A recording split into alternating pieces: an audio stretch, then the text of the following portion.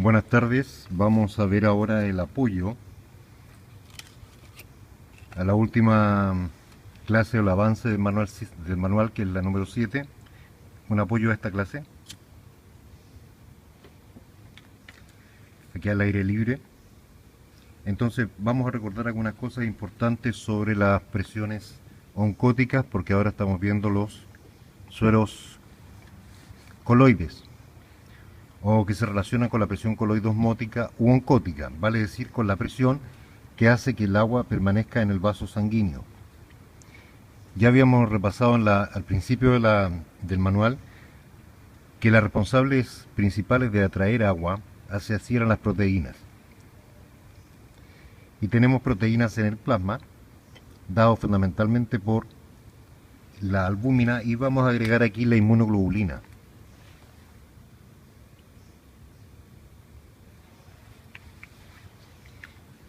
Que son los anticuerpos generados por el sistema inmune.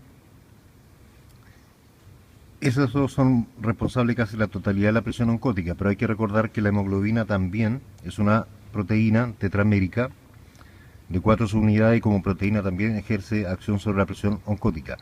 Pero la gran parte, 60-70% de la presión oncótica capilar está dada por la albúmina.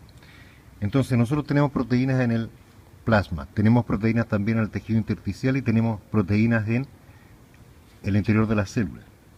Pero las proteínas del intersticio son muy pequeñas y en menor cantidad.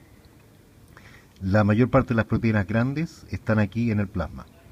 Y hay que fijarse acá en el peso molecular. Por ejemplo, la albúmina tiene un peso molecular de 69 Dalton. Eso impide que la albúmina extravase hacia el intersticio porque no alcanza a pasar por los poros.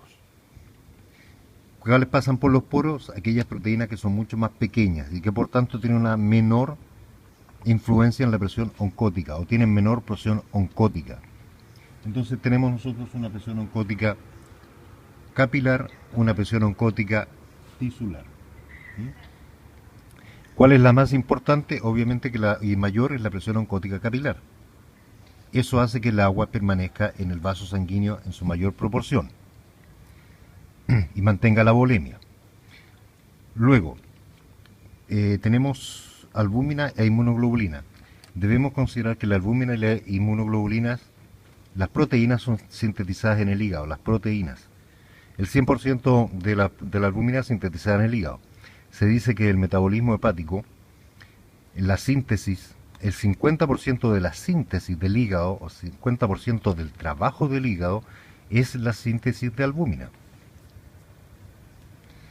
No confundir acá en los anticuerpos, las inmunoglobulinas, que las inmunoglobulinas se generan como las células plasmáticas, glóbulos rojos, leucocitos, plaquetas, en la médula ósea, pero son a base de proteínas. Las inmunoglobulinas son proteínas. Entonces las proteínas o el sustrato es entregado por el hígado. Entonces aquí ya podemos empezar a sacar algunas conclusiones respecto de las patologías clínicas caso a caso que se van a ver después en el capítulo 2. Esta es la parte final del capítulo 1 introductorio, que a pesar de que ha sido larga porque el tema es muy largo. Si hay una falla hepática, ¿qué va a pasar? No vamos a tener albúmina y tampoco vamos a tener proteínas para la síntesis de inmunoglobulinas. Y eso va a tener una incidencia importante en la presión oncótica o coloidosmótica capilar. Si no hay estas proteínas, albúmina e inmunoglobulina en el vaso sanguíneo, el agua va a tender a ir hacia el intersticio. Esa es la razón por la cual las personas con enfermedad hepática crónica o grave, como por ejemplo la cirrosis, tienden a tener un edema. Porque al tener disminuida la albúmina y la inmunoglobulina, hay menor presión oncótica y el agua extravasa hacia el intersticio. ¿En qué otra situación nosotros podríamos tener estas proteínas disminuidas? Cuando hay una malnutrición, cuando en la dieta haya falta de aminoácidos y proteínas particularmente esenciales para la formación de albúmina e inmunoglobulina. Cuando hay falta en la dieta de aminoácidos, una dieta baja en aminoácidos, lo que va a tender a ocurrir es que haya menor albúmina y todas las proteínas que son sintetizadas en el hígado a propósito de aminoácidos. Entre ellas, por supuesto, que hemoglobina y albúmina, y inmunoglobulinas y otras proteínas hepáticas. ¿Y qué va a ocurrir? Como no hay presión, menor presión oncótica, va a tender a salir agua hacia el intersticio y hacia el peritoneo por el sistema de la vena porta. ¿Y qué va a ocurrir entonces? Se produce lo que se llama el cuadro de ascitis, que es agua en el peritoneo característico de la persona, por ejemplo, con cirrosis. O las fotos que nosotros vemos de personas con malnutrición en África, en que hay una anorexia importante incluso, desnutrición muy importante, pero con un abdomen muy abultado. ¿Por qué? Porque tienen agua en el peritoneo, y esa agua en el peritoneo está dada porque al disminuir las proteínas plasmáticas por una malnutrición baja de aminoácidos en la dieta, disminuye la presión oncótica y el agua tiende a ir hacia el intersticio y en el caso del abdomen a ir hacia el peritoneo. Y ese es el cuadro de ascitis. Luego, nosotros tenemos que en una patología, ahora en una hemorragia, ¿qué vamos a tener en una hemorragia?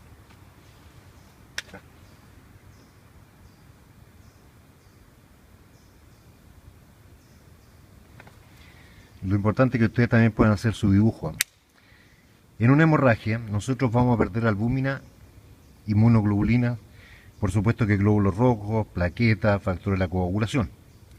Entonces, además de una persona tender hacia la hemorragia por disminución de los factores de la coagulación y plaquetas por hemorragia aguda, va a tener una disminución de las proteínas plasmáticas.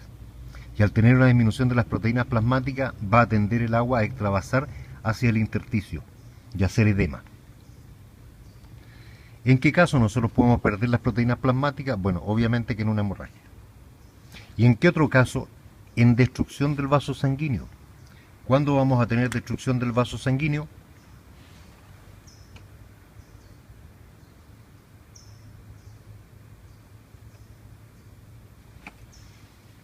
En los pacientes quemados. Los pacientes quemados tienen destrucción del vaso sanguíneo. Se destruye el vaso sanguíneo, se destruye parte del intersticio, se produce salida de contenido intracelular. Entre ellos el más importante,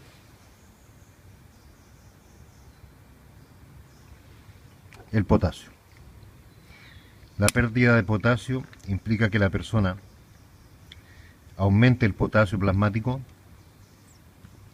y tienda a la bradicardia.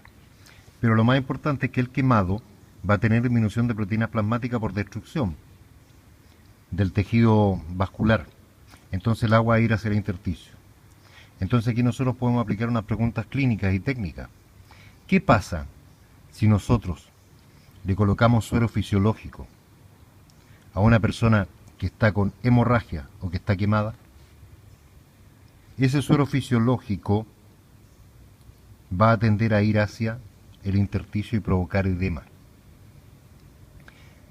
Entonces una persona que tiene una gran pérdida de volemia, gran pérdida, recordemos que durante el parto por vía vaginal se pierden aproximadamente 500 cc, en la cesárea 1000, pero si la persona ya tuviera una hemorragia postparto 1500, 2000 ml, o sea 2 litros de sangre, no sacaríamos nada con colocar suero fisiológico, porque el suero fisiológico, recuerden en el apunte, en las primeras páginas, tiene una duración, o sea, en 30 minutos el suero fisiológico, el 25% solamente permanece en el vaso y el 75% extravasa hacia el líquido intersticial.